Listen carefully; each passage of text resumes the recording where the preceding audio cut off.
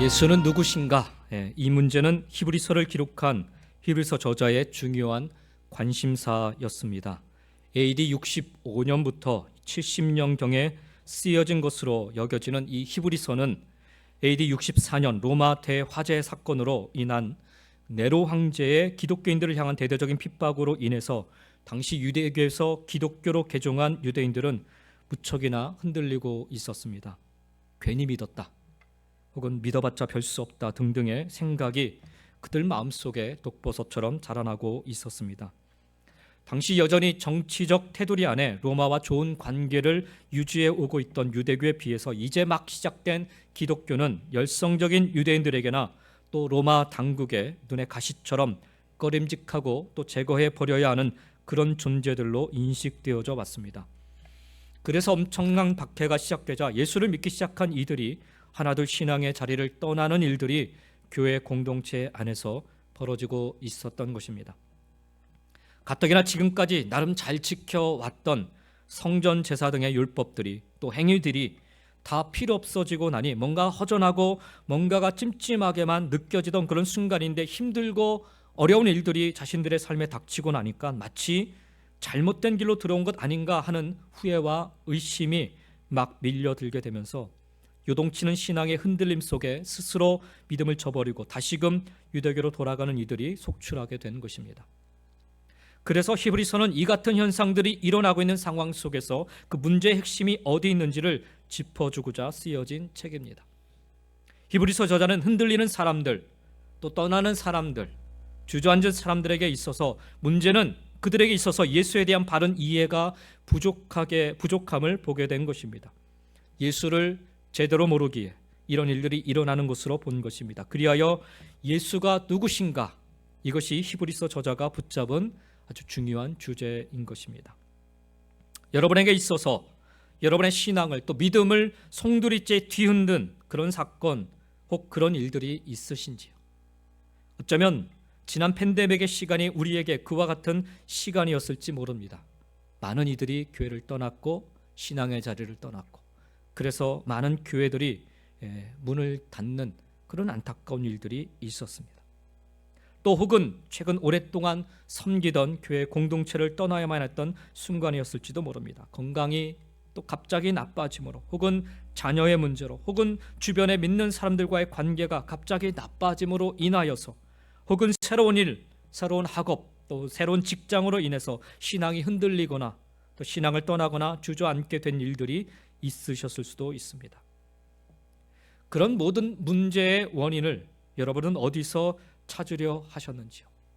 그 문제 앞에 또 문제를 일으킨 그 사람들 안에서 혹시 찾으려 하고 계시지는 않으셨는지요? 오늘 성경은, 히브리서는 예수 안에서 찾아야 함을 말씀하고 있습니다. 흔들리는 우리의 믿음을 굳게 붙잡기 위해 성경은 예수가 누구신가, 바로 예수님께로 우리의 시선을 고정하라 말씀하십니다. 그리고 예수를 굳게 붙잡아야 함을 말씀하십니다. 우리가 이번 달에 히브리서 말씀을 묵상하게 되는데요, 앞으로 히브리서를 읽어가시면서 묵상하시면서 여러 번을 읽어야 겨우 눈에 혹은 귀에 그리고 마음에 와닿는 그런 말씀에 좀 어려움이 있어요. 히브리서가 좀 딱딱하기도 하고 난해한 그런 구절들이 좀 있습니다. 그럼에도 불구하고 예수님에 관한 진술이 나올 때마다 오늘 내가 붙잡아야 될 예수구나 하는 마음으로 말씀을 읽어 나가시기를 주의 이름으로 먼저 축원드립니다. 히브리서 저자는 히브리서 전체를 통해 매우 다양하게 예수님을 설명하고 있습니다. 1장과 2장에서는 천사보다 뛰어나신 예수를 설명합니다.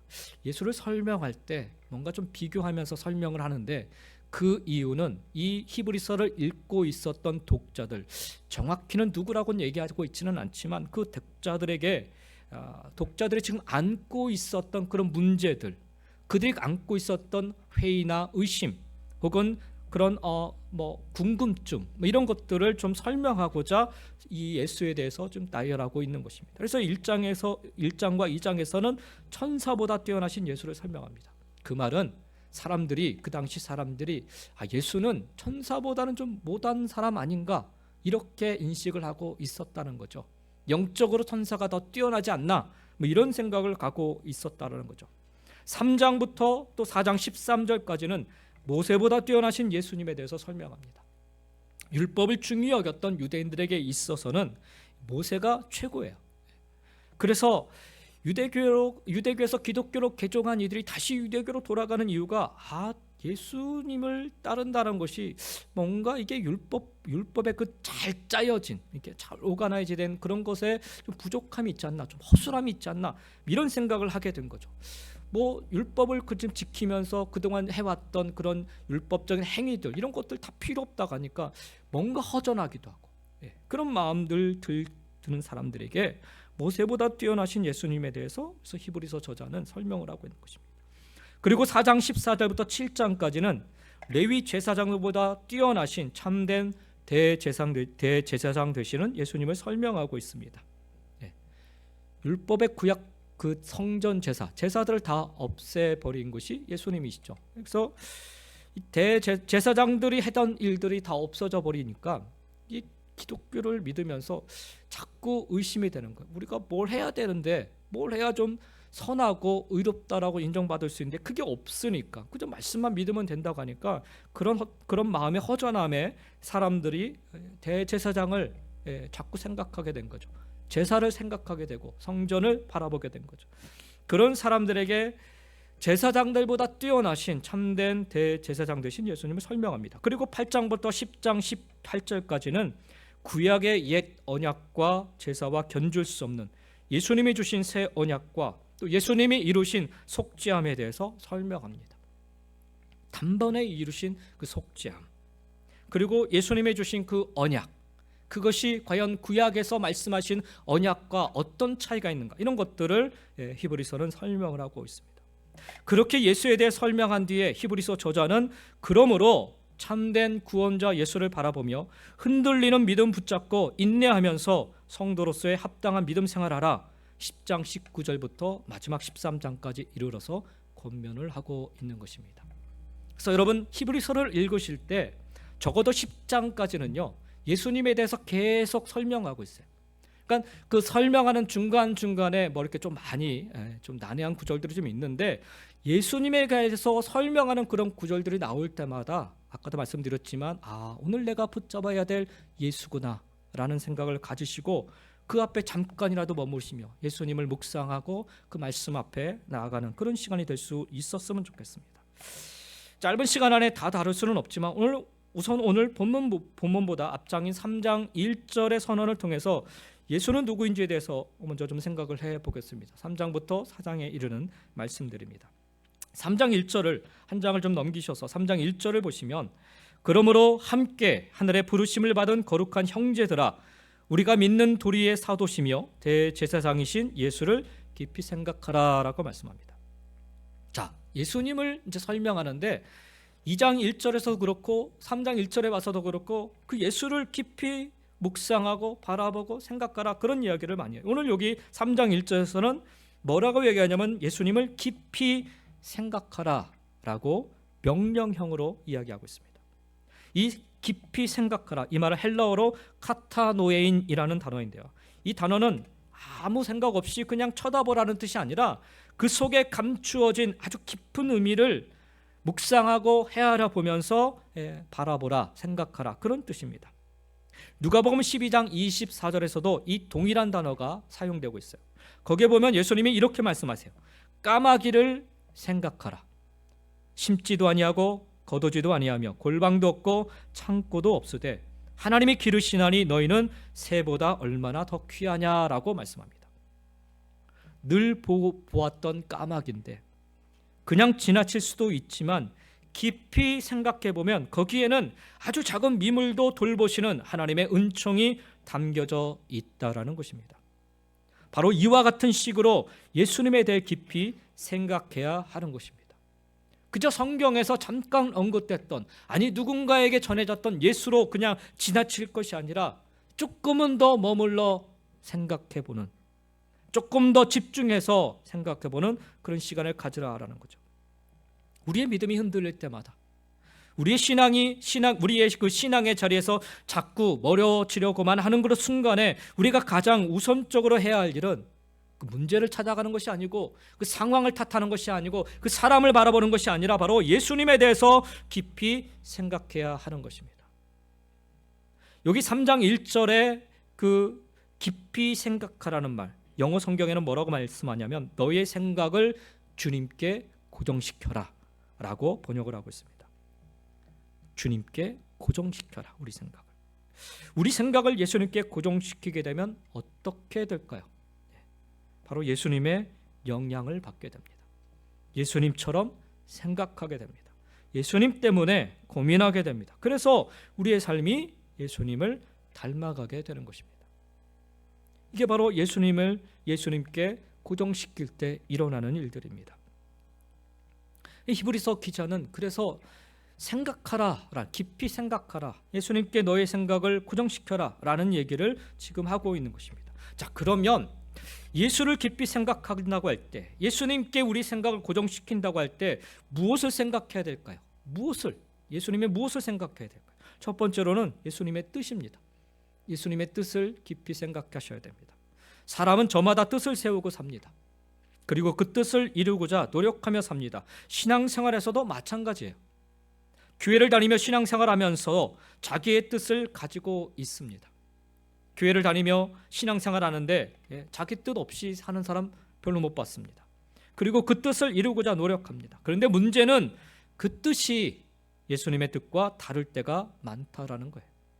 예수님의 뜻과 다른 자기의 뜻을 쫓아서 신앙생활할 때가 많다라는 것입니다. 이렇게 될 때 찾아오는 위기는 믿음을 저버리고 자꾸 떠나려고 한다라는 것입니다.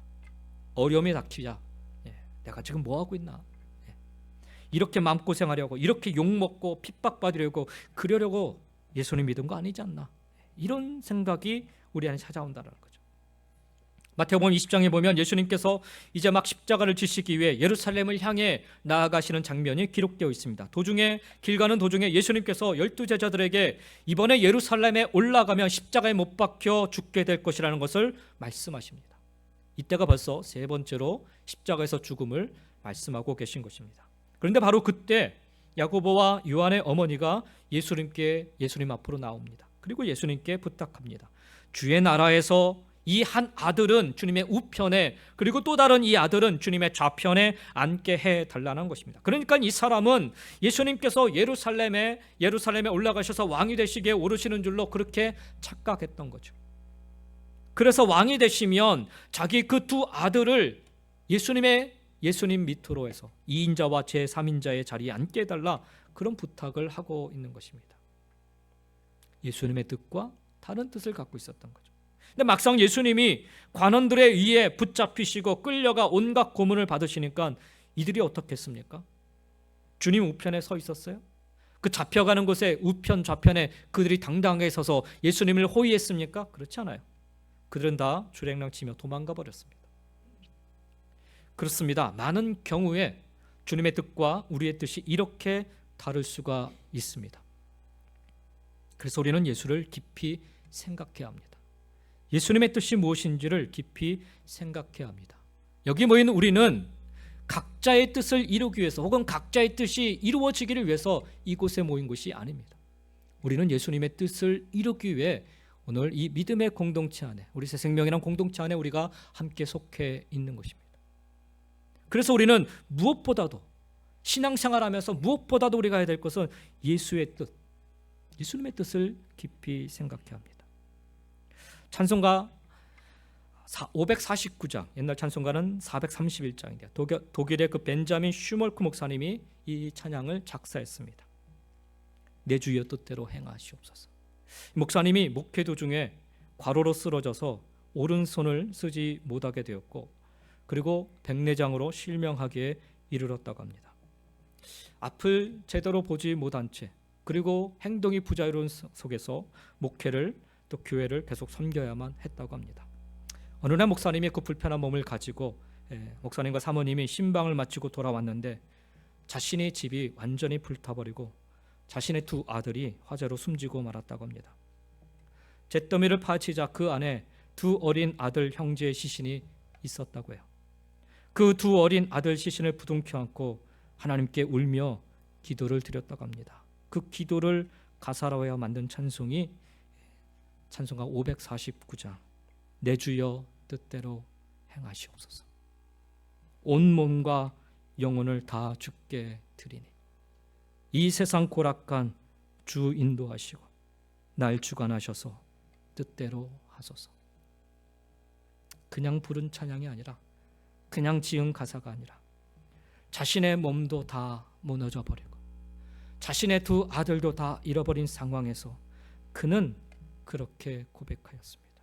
말할 수 없는 그토록 극심한 고통 속에서도 하나님의 뜻, 주님의 뜻을 깊이 생각하였다라는 것을.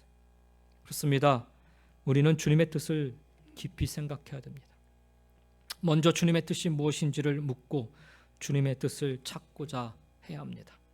오늘 내게 생명 호흡을 주신 주님의 뜻이 무엇인지를 물어야 합니다. 오늘 내게 평안을 주셨으면 그 뜻이 무엇인지를 물어야 합니다. 혹 오늘 내게 고난을 주셨으면 또 그 뜻이 무엇인지를 물어야 합니다. 오늘 내게 출세하여 어떤 지위에 앉게 하셨으면 그 뜻이 무엇인지를 물어야 합니다. 혹 내게 참담한 실패를 주셔서 바닥에 떨어지게 하셨으면 또 그 뜻이 무엇인지를 물어야 합니다. 여러분, 우리가 신앙생활을 하다 보면 종종 회의적인 신앙에 빠질 때가 있습니다. 저도 마찬가지입니다. 아무런 생각 없이 고민 없이 교회 생활하고 신앙생활할 때가 있습니다. 때로 습관적으로 기계적으로 신앙생활할 때가 있습니다. 또한 때로 세상 흐름에 따라 그저 아무 생각 없이 신앙생활할 때가 있습니다. 그러다 깊은 영적 침체에 빠지게 됩니다. 때로는 잘못된 영적 흐름에 휘말리기도 합니다. 우리가 이런 잘못된 신앙을 극복하기 위해서는 오늘 히브리서 저자가 고백하고 있는 것처럼, 권면하고 있는 것처럼 예수를 깊이 생각할 수 있어야 합니다. 사랑하는 성도 여러분, 예수를 깊이 생각하시기 바랍니다. 주님의 뜻이 무엇인지를 먼저 깊이 생각하시기 바랍니다. 이 같은 관점으로 히브리서 기자는 예수 그리스도에 대해 성도들에게 하나씩 증언을 하고 있습니다. 두 번째로 예수님을 깊이 생각한다고 할 때 우리는 예수님의 사명을 생각해 보아야 합니다. 예수님의 뜻과 두 번째는 예수님의 사명입니다. 먼저 히브리서 기자는 3장 1절에서 예수님의 사명을 이야기하면서 예수님을 사도로 정의하고 있습니다. 아주 특이한 정의입니다. 왜냐하면 신약 성경에서 예수님을 사도로 정의하고 있는 곳은 바로 이곳 한 곳뿐이기 때문에 그렇습니다. 하지만 히브리서 기자는 이 사도라는 말을 이 히브리서 안에서는 예수님 외에는 누구에게도 누구에 대해서도 사용하지 않고 있습니다. 그러므로 그가 예수님을 사도로 부를 때는 아주 특별한 의미로 사용하고 있는 것입니다. 여기서 사용된 사도란 헬라어로 아포스톨로스라는 단어입니다. 이 아포스톨로스라는 단어는 보냄을 받은 사람이라는 뜻입니다. 유대인들은 사내들인이 파견한 특사들을 가리켜서 이 아포스톨로스라는 보냄을 받은 사람이라는 말을 자주 썼습니다. 사내들인은 유대인의 최고 법정입니다. 이 특사들은 사내들인의 막강한 권한을 가지고 행동했습니다. 바울이 이기 전에 사울이 다메섹 도상으로 갔을 때 바로 이 특사의 자격으로 간 것이죠. 또한 헬라인들은 한 나라의 대사를 가리킬 때 이 아포스톨로스라는 단어를 종종 사용했습니다. 그러므로 히브리서 안에서 예수님을 이 사도라 지칭하고 있는 것은 바로 하나님의 특사여 하나님의 정권 대사임을 설명하고 있는 것입니다. 예수 그리스도는 하나님의 나라의 권위와 힘을 대표하시는 분이라는 것입니다. 그분은 군대가 없고 무기가 없지만 우리 모두를 승리하게 하시는 분이십니다. 그분에게는 하늘나라의 모든 권세가 있기 때문에 그렇습니다. 하늘나라의 대사이신 예수 그리스도를 의지하는 자는 그래서 어떤 상황에서도 반드시 승리하게 된다라는 것입니다.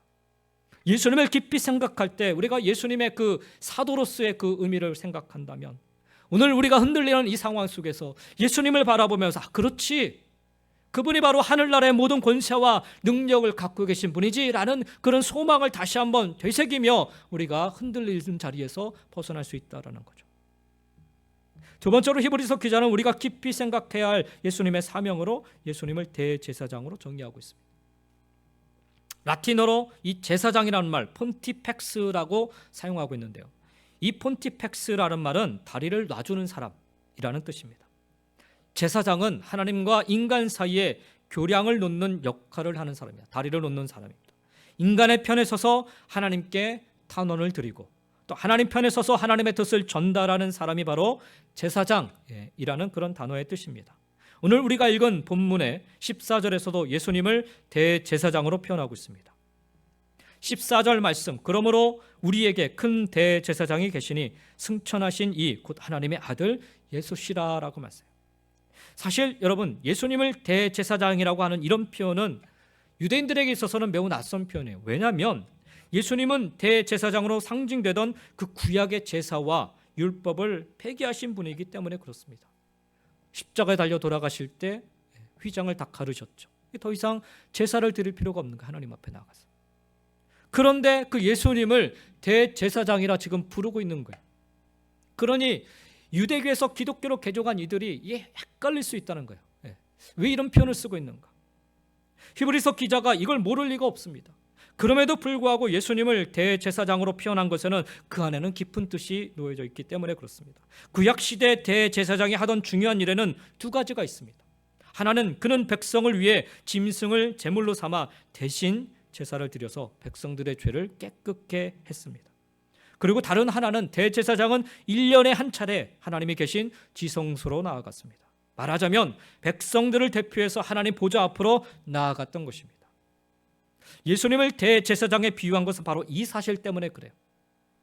단순히 대제사장이라는 직함 때문이 아니라 그 대제사장으로서 하는 일 때문에 그렇습니다.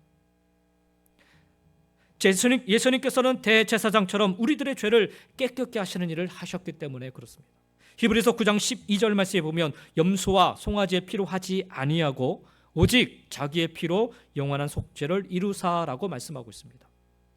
우리들이 도무지 해결할 수 없었던 죄의 문제를 예수님께서 해결해 주셨다라는 것입니다. 짐승의 피로서가 아니라 자기의 피로서, 십자가에 피 흘리신 그 친히 피 흘리신 그 피로서 매번은 드려야 되는 그런 속죄가 아니라 단 한 번에 그 영원한 그 속죄함으로 말미암아 우리의 모든 죄 사함을 이루어 주셨습니다. 그리고 예수님께서는 우리와 하나님 사이에 막힌 담을 허무시고 우리로 하나님께 나아가게 하셨습니다. 나 같은 존재가 감히 하나님께 나아간다는 것은 꿈도 꿀 수 없는 일인데 그리스도의 십자가를 통해 이 일을 이루셨습니다.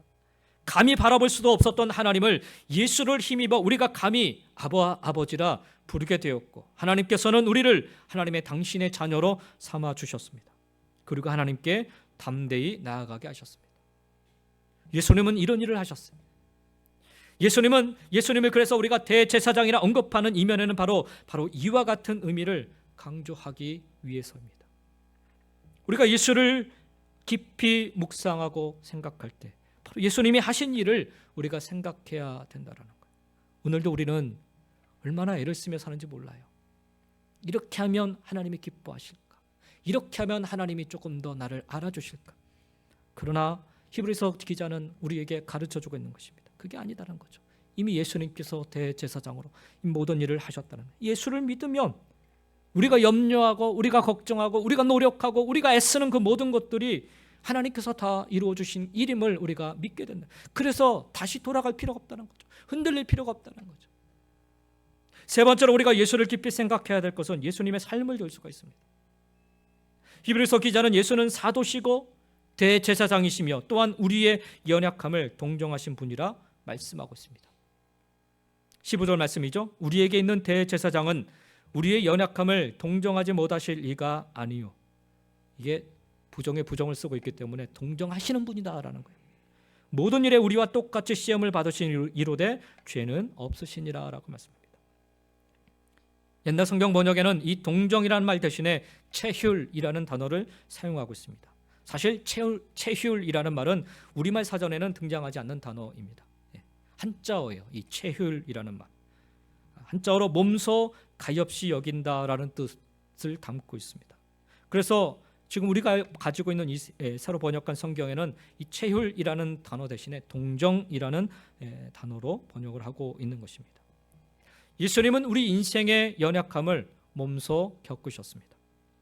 가상으로 체험하신 게 아니라 직접 겪으셨어요. 우리가 겪고 있는 배고픔을 주님도 직접 경험하셨습니다. 우리가 흘리는 눈물을, 우리가 당하는 배신을, 우리의 상처를, 그리고 우리의 외로움을 우리 주님께서도 직접 경험하셨습니다. 모든 일에 우리와 똑같이 시험을 받으신 이로되라고 말씀해요. 그렇습니다. 모든 일에 우리처럼 똑같이 시련을 당하셨습니다. 왜 그랬을까요? 왜요? 하나님의 독생자께서, 아니 하나님께서 굳이 그러실 필요가 없지 않았을까요? 아니 채통을 지키시는 게 더 하나님답게 여겨지지 않을까요? 하나님이신 주님께서 그러시지 않으셔도 됨에도 불구하고 시험을 받으시고 연약함도 몸소 겪으신 이유가 무엇이겠습니까? 히브리서 2장 18절에 그 대답을 하고 있습니다. 그가 시험을 받아 고난을 당하셨은즉 시험 받는 자들을 능히 도우실 수 있느니라. 주님이 채통을 지키지 않으시고 시험을 받으시고 고난을 당하시고 연약함을 몸소 겪으신 이유가 바로 여기에 있습니다. 우리를 돕기 위해서입니다. 우리를 제대로 돕기 위해서입니다. 우리에게 알맞은 은혜를 주시기 위해서입니다. 아파본 사람들이 아파본 사람들을 더 잘 이해합니다. 그래서 호스피스 병동에 가서 보면요, 호스피스 병동에서 그 섬기는, 돕는 이들을 보면은 말짱한 사람들보다는 오히려 건강이 안 좋으신 분들이 더 많더라고요. 이미 한번 그런 고통을 겪어보신 분들이 오히려 호스피스 병동에 가서, 호스피스 병동 마지막 인생을 이제 정리하시는 그런 분들이 계신 곳 아닙니까? 그곳에 가서 섬기고 있어요. 배고파 본 사람들이 배고픈 서름을 잘 압니다. 시험에 떨어져 본 사람이 이 떨어진 사람들의 고통을 잘 압니다. 교회를 개척해 본 사람이 교회를 개척하는 그 심정을 또 알고, 주님은 바로 우리의 눈물을 닦아주기 위해서 눈물을 흘리셨습니다. 우리의 외로움을 거두어 주시고자 외로움을 겪으셨습니다. 우리의 상처를 치료해 주시기 위해 친히 상처를 입으셨습니다. 예수님께서 이 세상에서 사신 날들은 결코 화려하지 않으셨어요. 오히려 주님의 삶은 처절하리만큼 시련의 연속이었습니다. 가장 믿었던 제자들에게도 부인을 당하고 배반을 당하고 심지어는 원수에게 팔아버리는 그런 배신을 당했습니다. 한 번도 마음 편하게 쉬지도 못하시고 소위 말하는 호강 한 번 제대로 누려보지도 못하셨어요. 그리고 십자가에 죽기까지 하셨습니다. 왜 그렇습니까? 우리를 돕기 위해서입니다. 왜 이런 길을 가셨습니까? 우리에게 가장 적절할 때 가장 적절한 은혜를 주시기 위해 그렇게 하셨습니다. 여러분, 우리 주님이 이런 분이심을 믿으십니까? 예, 이런 분이세요. 오늘 우리가 예수를 깊이 생각할 때 바로 이 부분을 생각해 보라는 것입니다. 우리는 비로소 시험과 고난과 연단 속에서도 그래서 힘을 얻고 승리할 수 있는 것입니다. 왜? 주님도 그렇게 당하셨고 주님도 그 길을 걸으셨고 주님도 그 아픔 가운데 계시면서 우리를 돕기 위해서 십자가를 지셨기 때문입니다. 예수님의 뜻을 깨달아 알게 된다면, 예수님이 이 땅에서 이루신 그 사명을 깊이 생각하고 이해한다면, 그리고 예수님이 우리를 어떻게 대하시는지를 안다면, 오늘 우리가 겪고 있는 영적인 그리고 육적인 위기의 자리, 그 자리에서 고난으로 인해 흔들리는 우리의 믿음 생활 속에서 우리는 이겨나갈 수 있게 되는 것입니다. 히브리서 기자가 그래서 이 부분을 이야기하고 있는 것입니다. 그렇다면 이제 우리가 해야 할 것이 있습니다. 우리가 예수를 깊이 생각한다고 할 때 그것은 그저 생각만으로 끝나서는 안 됩니다. 생각을 넘어서서 우리의 삶 속에서 이것이 분명하게 나타나야 할 행동이 있습니다. 첫째로 우리의 신앙 고백을 분명히 해야 합니다. 14절 말씀, 우리 14절 말씀을 큰 소리로 한번 같이 다시 읽겠습니다. 14절입니다. 그러므로 우리에게 큰 대제사장이 계시니 승천하시니 곧 하나님의 아들 예수시라. 우리가 믿는 도리를 굳게 잡을지어다. 우리가 믿는 도리를 굳게 잡을지어다. 이 말 영어 성경에는요, 우리가 고백하는 신앙을 굳게 하십시오라고 번역하고 있습니다. 신앙을 제대로 고백하라는 거죠. 우리의 신앙을 분명히 하라는 명령, 히브리서가 기록될 그 당시에 박해와 회의가 난무하던 그 시대에 살던 그때 그리스도인들에게만 주어진 명령이 결코 아닌 것입니다. 오늘 우리에게도 주시는 하나님의 명령입니다. 신앙 고백을 분명히 하라. 요즘처럼 다원주의 시대라 일컬어지는 시대, 절대성이 인정되지 않고 모든 것을 그냥 상대화시켜버리는 그 시대가 바뀌면 바뀔수록, 사람이 바뀌면 바뀔수록 진리가 바뀌어가요. 이게 지금 우리가 살고 있는 시대입니다. 더 이상 진리를 진리라 얘기하지 않고 있는 그런 시대를 살고 있어요. 이런 시대를 살고 있는 우리에게 주시는 명령입니다. 신앙 고백을 분명히 하라. 세상의 유혹이 물결이 너무도 거세게 일어서 그 앞에서 신앙은 지극히 초라하게 보이는 세속화 시대에 살고 있는 우리에게 주시는 명령이기도 합니다. 지금이 어떤 시대인데 그런 얘기를 해? 라고 하는 사람들에게 말씀하고 있는 말씀인 것입니다. 신앙 고백을 분명히 하라. 바른 그리스도인, 바른 교회의 모습은 점점 더 희미해지고 회의와 의심이 난무하는 그런 냉소적 시대에 살고 있는 우리에게 주시는 명령이 바로 이것입니다. 신앙 고백을 분명히 확실히 하라. 마태복음 10장 32절에 우리 주님께서 말씀하셨죠. 누구든지 사람 앞에서 나를 시인하면 나도 하늘에 계신 내 아버지 앞에서 그를 시인할 것이요. 다른 말로 표현하면 신앙 고백을 분명히 하며 살라라는 것입니다. 여기서는 감추고 여기서는 드러내는, 교회 와서는 신앙 고백을 잘하는 모습처럼 살아가는데 오히려 세상 속에서는 분명하지 못한 그런 모습으로 살아가는 그런 모습 돼서는 안 된다는 거죠. 사랑하는 성도 여러분, 우리의 신앙 고백을 분명히 하며 살아가시기를 주의 이름으로 간절히 축원드립니다. 우리가 만나는 사람들, 우리가 일하는 일터에서, 그리고 우리가 처해 있는 상황에서 나는 그리스도인입니다, 나는 예수를 믿습니다, 예수님이 나의 구주십니다라고 여러분 분명히 고백할 수 있기를 원합니다. 이것이 곧 흔들리지 않는 믿음을 갖기 위한 참으로 좋은 지혜인 줄 믿습니다. 두 번째로, 예수를 깊이 생각하며 사는 자는 은혜의 보좌 앞으로 담대히 나아가야 합니다. 16절 말씀 우리 다시 한번 같이 읽겠습니다. 16절입니다. 그러므로 우리는 긍휼하심을 받고 때를 따라 돕는 은혜를 얻기 위하여 은혜의 보좌 앞에 담대히 나아갈 것이니라. 하나님께 담대하게 나아가라 명령하고 계심을 여러분 주목하여 보시기 바랍니다. 나 같은 인간이 어떻게 거룩하신 하나님께 담대하게 나아갈 수 있습니까? 당당하게 나아갈 수 있어요. 지난 한 주간 여러분 살아왔던 여러분의 삶을 생각해 보십시오. 당당할 수 있습니까? 자신할 수 있어요? 이 앞에 서 있는 저조차도 부끄럽습니다. 무리한 행동이고 뻔뻔한 짓 같아 보입니다. 그럼에도 하나님의 말씀은 뭐라 말씀하시냐면 담대하게 당당하게 나아가라 말씀하세요. 내가 잘나서가 아닙니다, 여러분. 예수님 때문입니다. 예수님께서 자신의 생명으로 그 길을 열어놓으셨기 때문에 그렇습니다. 아무도 못 가던 그 길을 열어놓으셨습니다. 그래서 이제 우리는 그 길을 당당하게 가면 되는 그런 존재가 된 것입니다. 이 얼마나 감사한 일입니까? 이 얼마나 황공한 일입니까? 그렇다면 눈치 보며 걸을 것이 아닙니다. 당당하게 걸으시기 바랍니다. 16절 말씀을 다시 한번 보시기 바랍니다. 그러므로 우리는 긍휼하심을 받고 때를 따라 돕는 은혜를 얻기 위하여 은혜의 보좌 앞에 담대히 나아갈 것이라. 여기 말씀에 보면 은혜의 보좌 앞으로 나아가라 말씀하세요. 은혜의 보좌 앞으로. 승천하신 예수님은 하나님 보좌 우편에 앉아 계십니다. 그 보좌가 은혜의 보좌입니다. 구약의 성막에서는요, 성소와 지성소로 나누어져 있습니다. 지성소 안에는 언약궤가 있습니다. 이 언약궤 뚜껑을 속죄소 혹은 시은좌, 시은소라고 부릅니다. 대제사장이 자기 자신과 백성의 죄를 용서받기 위해서 제물의 피를 가지고 지성소에 들어가 그 피를 이 속죄소에 뿌립니다. 언약궤 위에 있는. 그러면 하나님은 그 제물의 피를 보고 죄를 속해 주십니다. 용서해 주십니다. 그래서 그 이름이 속죄소인 것입니다. 율법에 그렇게 말씀하고 있는 거예요.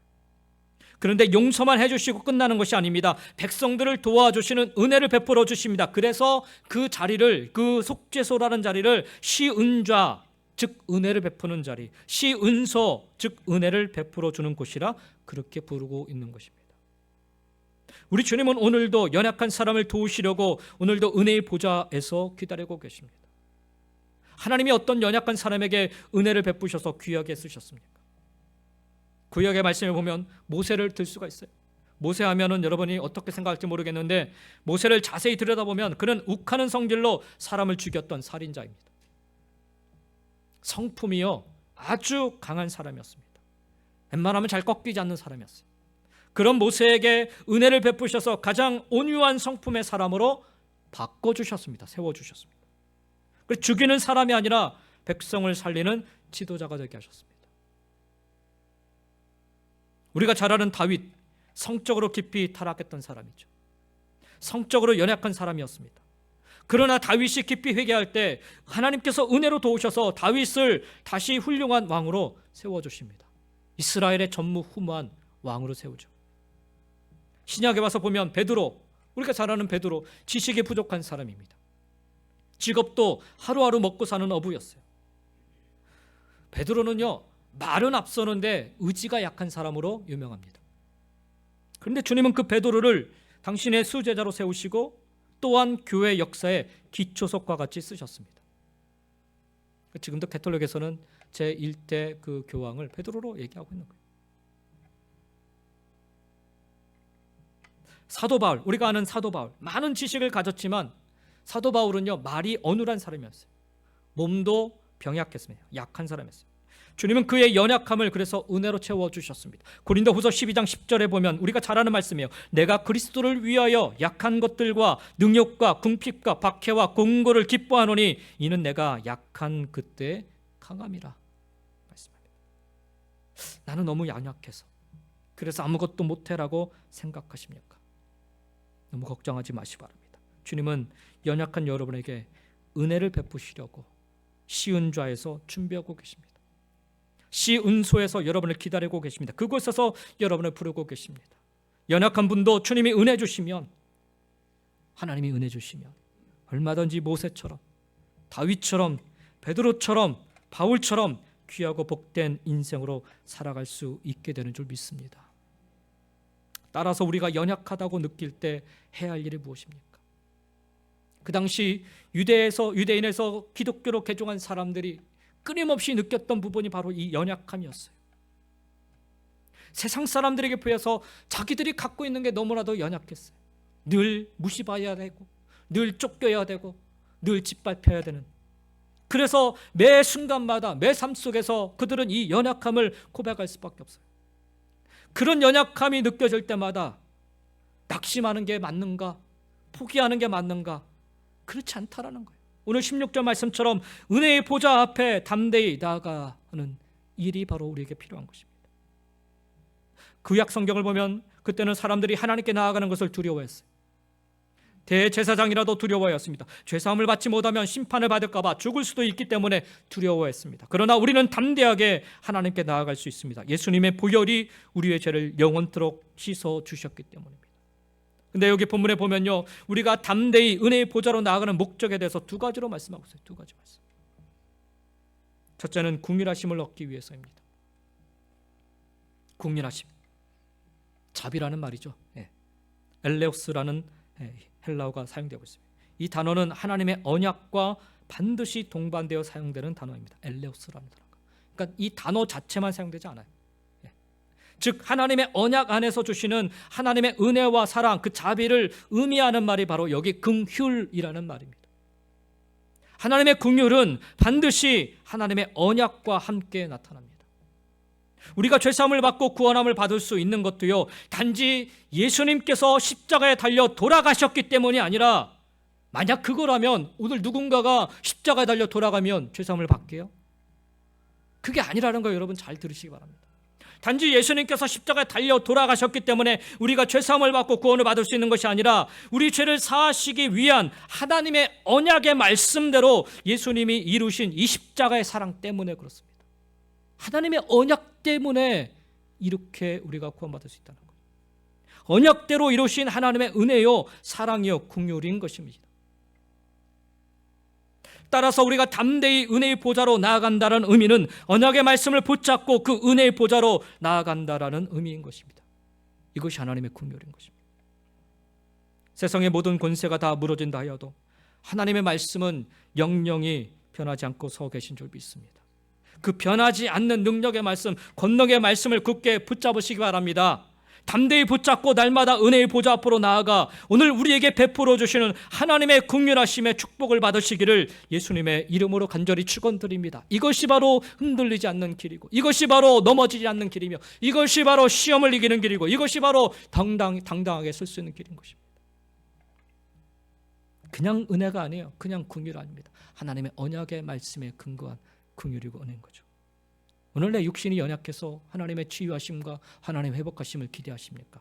그렇다면 여러분, 막연히 하나님 나를 고쳐주십시오, 나를 치유해 주십시오, 이 문제를 해결해 주십시오가 아니라 하나님의 언약의 말씀을 붙잡고 담대히 나가시기 바랍니다. 그러면 하나님이 역사하십니다. 두 번째로 우리가 담대히 은혜의 보좌로 나아가는 목적은요, 때를 따라 돕는 은혜를 얻기 위해서입니다.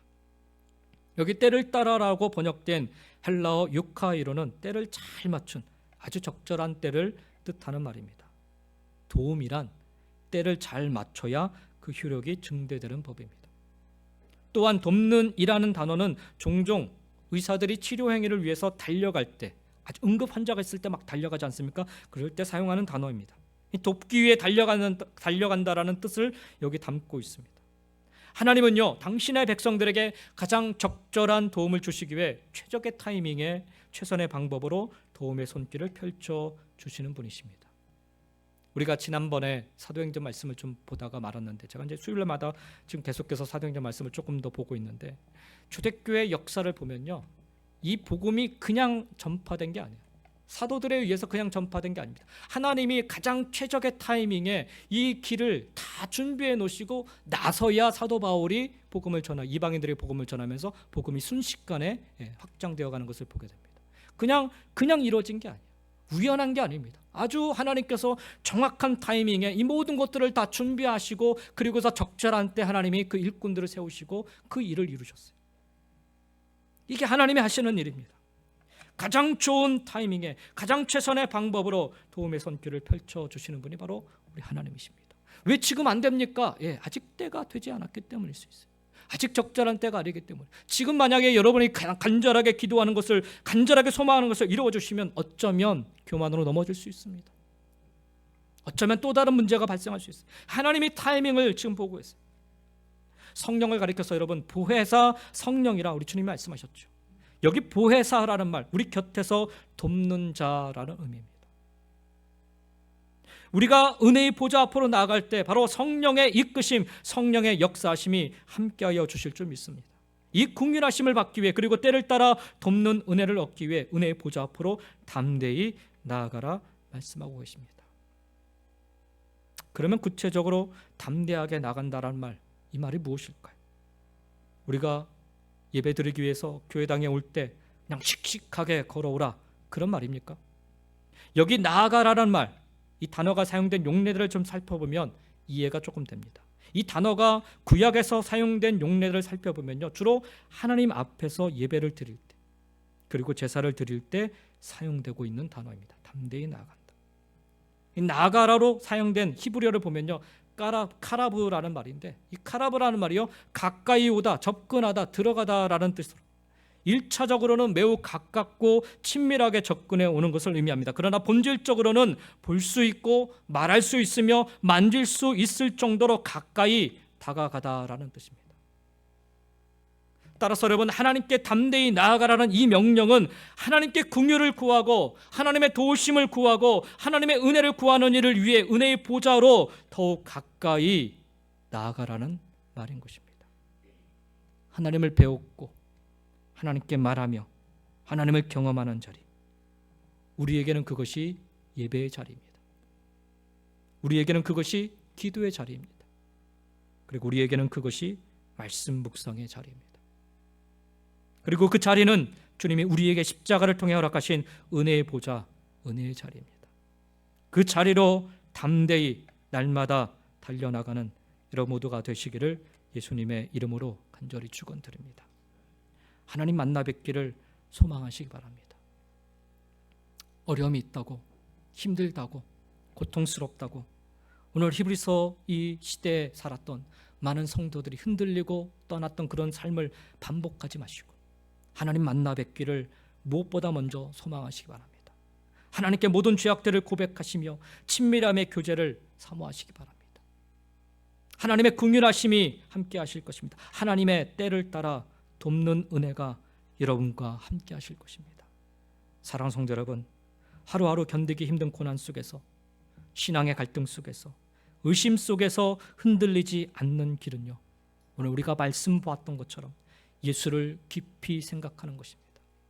그리고 우리의 신앙을 분명히 고백하는 것입니다. 그리고 담대히 주님 앞으로 날마다 나아가는 것입니다. 우리 삶을 다시 리셋하고 새롭게 출발하려는 여러분의 시간에 예수님을 더욱 깊이 생각하며 우리의 신앙 고백을 분명히 하고 하나님의 은혜를 구하는 일에 담대하시기를, 그리하여 하나님의 은혜로 오늘 하루, 아니 우리의 삶을 멋지게 살아가시기를 예수님의 이름으로 간절히 축원드립니다. 기도하시겠습니다.